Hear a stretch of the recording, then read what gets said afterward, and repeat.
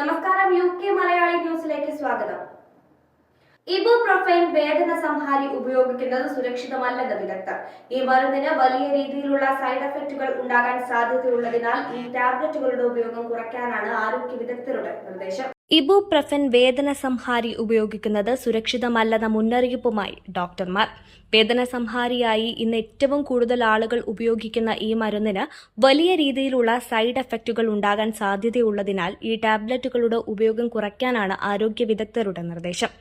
Joint pain പോലുള്ള ആരോഗ്യ പ്രശ്നങ്ങൾക്ക് ബ്രിട്ടീഷുകാർ ഉപയോഗിച്ചു വരുന്ന മരുന്നാണ് ഇത്.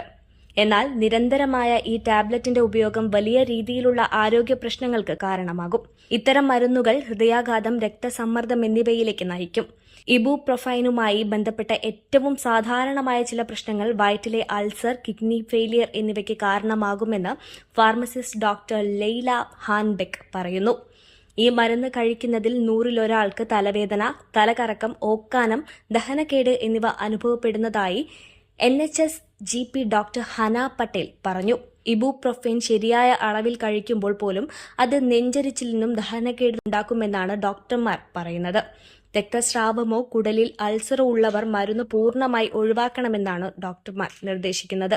സൗത്ത് പോർട്ട് കൂട്ടക്കൊലപാതക കേസിലെ പ്രതിക്ക് 52 വർഷം ജയിൽ ശിക്ഷ. സൗത്ത് പോർട്ടിൽ ടൈലർ സ്വിഫ്റ്റ് ഡാൻസ് ക്ലാസ്സിൽ പങ്കെടുക്കുകയായിരുന്ന 3 പെൺകുട്ടികളെയാണ് അക്രമികളെ ആരാധിച്ചിരുന്ന ഇയാൾ ക്രൂരമായി കുത്തിക്കൊലപ്പെടുത്തിയത്. ബ്രിട്ടനെ ആകെ ഇളക്കി മറിച്ച സൗത്ത് പോർട്ട് കൂട്ടക്കൊലപാതക കേസിലെ പ്രതിക്ക് 52 വർഷം ജയിൽ ശിക്ഷ വിധിച്ച കോടതി. പ്രതി ആക്സൽ റുഡ കുബാനയ്ക്കാണ് ചുരുങ്ങിയത് 52 വർഷം ജയിൽ ശിക്ഷ വിധിച്ച് കോടതി ഉത്തരവായത്. സൗത്ത് പോർട്ടിൽ ടൈലർ സ്വിഫ്റ്റ് ഡാൻസ് ക്ലാസ്സിൽ പങ്കെടുക്കുകയായിരുന്ന 3 പെൺകുട്ടികളെയാണ് അക്രമികളെ ആരാധിച്ചിരുന്ന ഇയാൾ ക്രൂരമായി കുത്തിക്കൊലപ്പെടുത്തിയത്.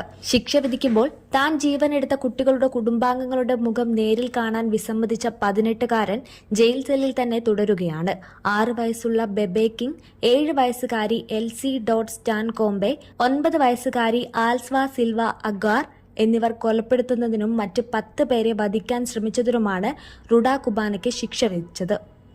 ഡാൻസ് ക്ലാസ്സിൽ വെച്ച് കൂട്ടക്കൊല നടത്താനായി ടാക്സിയിൽ എത്തുന്ന റുഡ കുബാനയുടെ ദൃശ്യങ്ങൾ കോടതിയിൽ പ്രദർശിപ്പിച്ചു.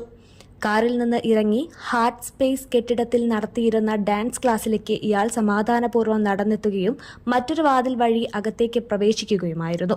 30 സെക്കൻഡിനകം കുട്ടികളുടെ ഉച്ചത്തിലുള്ള കരച്ചിലാണ് കേട്ടതെന്നാണ് ദൃക്സാക്ഷികൾ പറയുന്നത്.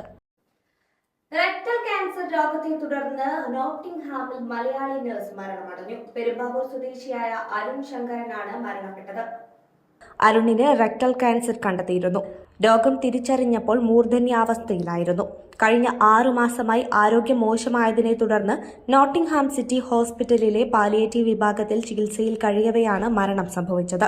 2021 അരുൺ കുടുംബസമേതം UK-യിലെത്തിയത്. ഭാര്യ സീന ഇടുക്കി ഉപ്പുതറ സ്വദേശിയാണ്. ഏക മകൻ ആരഫ്. അരുണിന്റെ അസുഖം കാരണം കുറെ നാളുകളായി അരുണിനും ഭാര്യയ്ക്കും ജോലിക്ക് പോകാൻ സാധിക്കാത്ത അവസ്ഥയിലായിരുന്നു.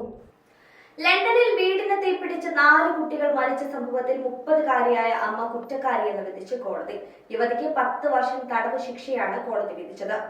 വീടിന് തീപിടിച്ച് കുട്ടികൾ മരിച്ച സംഭവത്തിൽ യുവതിക്ക് 10 വർഷം തടവ് ശിക്ഷ വിധിച്ച് കോടതി. ദവേക റോസ് എന്ന 30-കാരിയായ യുവതി ഇവരുടെ 4 കുട്ടികളെ വീട്ടിൽ പൂട്ടിയിട്ട് സാധനങ്ങൾ വാങ്ങാൻ പോയപ്പോഴാണ് അപകടം ഉണ്ടായത്. 2021 ഡിസംബർ 16-നാണ് കേസിനാസ്പദമായ സംഭവം.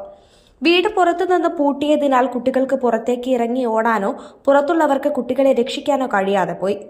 തറയിലാകെ ചപ്പുചവറുകളും മറ്റുമുള്ള വൃത്തിഹീനമായ വീട്ടിലായിരുന്നു റോസും കുട്ടികളും താമസിച്ചിരുന്നത്.